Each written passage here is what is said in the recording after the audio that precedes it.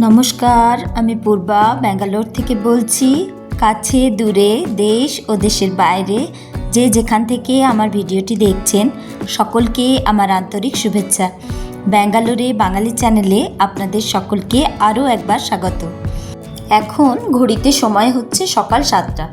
আজ একদম সকালবেলা ঘর মোছার সময় থেকে ভিডিওটি শুরু করলাম। আজ একাদশী, আর এই একাদশীতে আমি আর আমার হাজব্যান্ড উপবাস করি। মাসে 2টো করে একাদশী পড়ে, তো আমরা প্রত্যেকটা একাদশী কিন্তু একসাথে উপবাস করি। তো আজকে সারা দিনটা আমরা কিভাবে কাটাই এবং কি খেয়ে আমরা উপোস ভঙ্গ করি বা কিভাবে পুরো দিনটাকে আমরা পালন করি, আজকে সেই নিয়েই ভিডিও। তো দেখবেন, মেয়েদের উপোসই করুক আর যাই করুক, তাদের নিজেদের ডিউটি, বাড়ির সমস্ত কাজ কিন্তু করতেই হয়। তো আমি সেই জন্য তার বাইরে নই আমি, তো আমাকেও আমার সমস্ত ডিউটি পালন করতে হয়।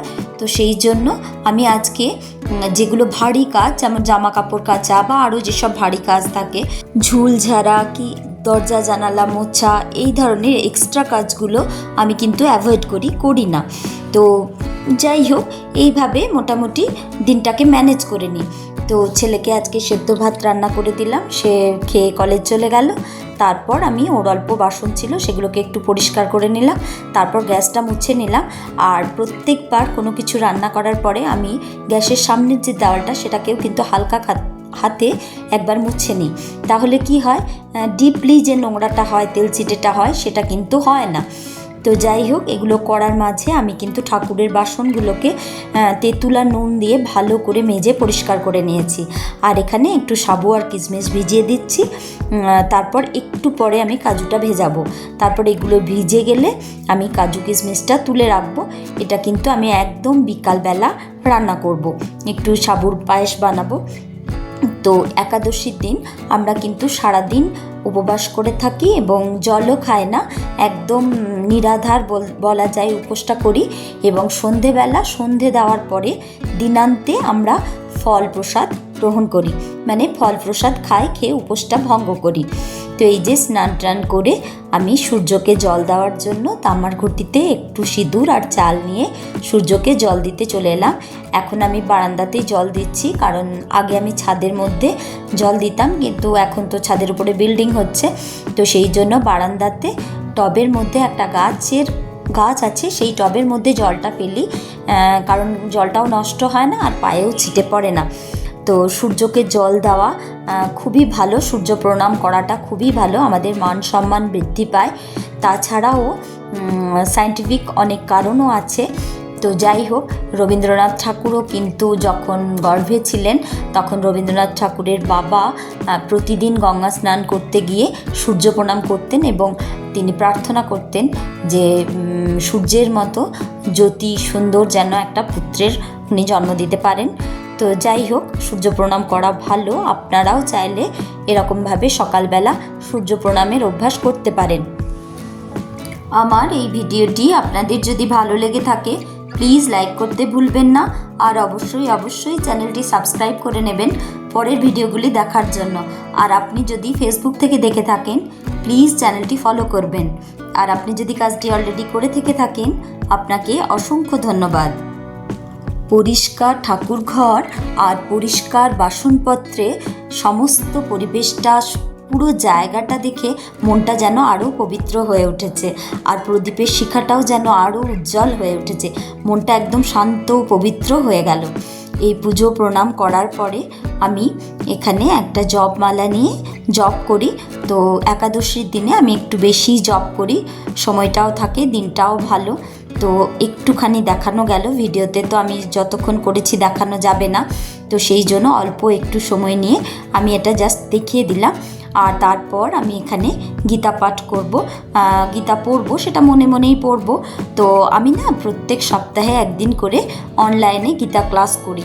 তো এখানে আপনারা যদি কেউ গীতা ক্লাস করতে ইচ্ছুক থাকেন আর আপনারা যদি চাইছেন, এটা কিন্তু সম্পূর্ণ ফ্রিতে ক্লাসটা করানো হয়। তো আপনারা যদি করতে ইচ্ছুক থাকেন তো আমাকে কমেন্টে জানাবেন, আমি যিনি ক্লাস করান ওনার নাম্বার দিয়ে দেব, আপনারা যোগাযোগ করে নিতে পারেন। এই ক্লাসটা করাতেও আমার মন কিন্তু খুব ভালো থাকে। আপনারা চাইলে আপনি কমেন্টে জানাবেন, আমি নাম্বার দিয়ে দেব, আপনারা অনলাইনে ফ্রিতে কিন্তু ক্লাস করতে পারবেন। আজকের এই দিনটাকে, সারা দিনটাকে ঈশ্বরের চিন্তায় কাটানোর চেষ্টাই করি, যতটা পারি ততটা করি। আর যেহেতু আমার হাজব্যান্ডের অফিস রাত্রিবেলা, তো সে দিনের বেলা একটু বেশি সময়ই ঘুমায়, একটু দেরি করেই ঘুম থেকে ওঠে। তো সেই জন্যে এই সমস্ত কাজ করার পর হাজব্যান্ড উঠে গেছে, তো আমি তারপরে আমাদের বেডরুমের বিছানাটা কিন্তু তারপরেই পরিষ্কার করি।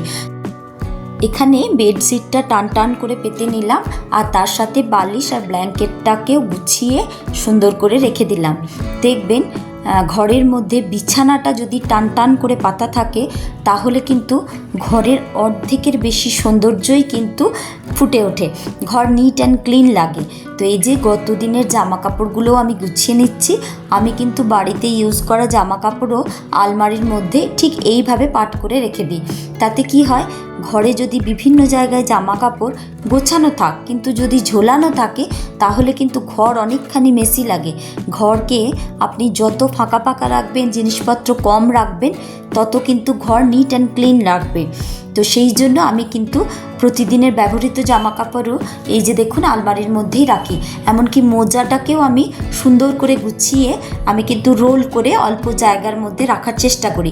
তাহলে কি হয়, ঘর ছোট ঘরই হোক, আমার যেহেতু ভাড়া ঘর, আমাকে তো একটু ব্যবস্থা করে রাখতেই হবে, কিন্তু নিজের বাড়িতেও যদি আপনি এরকম ব্যবস্থা করে রাখেন, তাহলে ঘর এমনিতেই নিট ক্লিন লাগবে।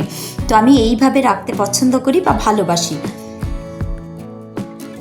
সব কিছু গুছিয়ে সব কিছু ঠিকঠাক করার পরে আমি একটু রেস্ট নেব, আর একটুখানি এবার মি টাইম কাটাবো।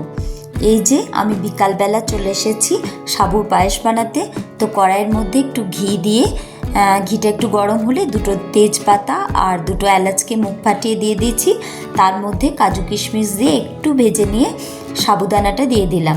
সাবুদানা দেওয়ার পরে এক বাটি মতো দুধ দিয়ে দিচ্ছি, একটু সর আছে, আর তার সাথে চিনি যেহেতু আজকের দিনে খায় না বলে মিছরিটাকে একটু টুকরো করে নিয়ে মিছরিটা দিয়ে দিয়েছি। এটা হতে একদমই সময় লাগে না, খুব তাড়াতাড়ি হয়ে যায়। মিছরিটা গলার অপেক্ষায় ছিল।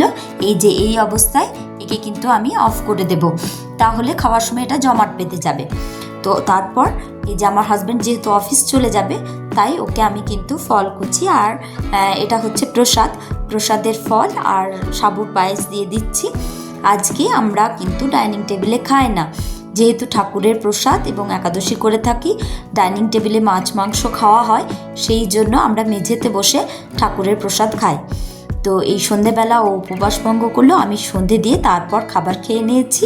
আর এই যে অনলাইনে ফ্লিপকার্টে আমার দুটো ক্রিম আসার কথা ছিল, তো এসেছে, এটা আমি খুলে নিচ্ছি।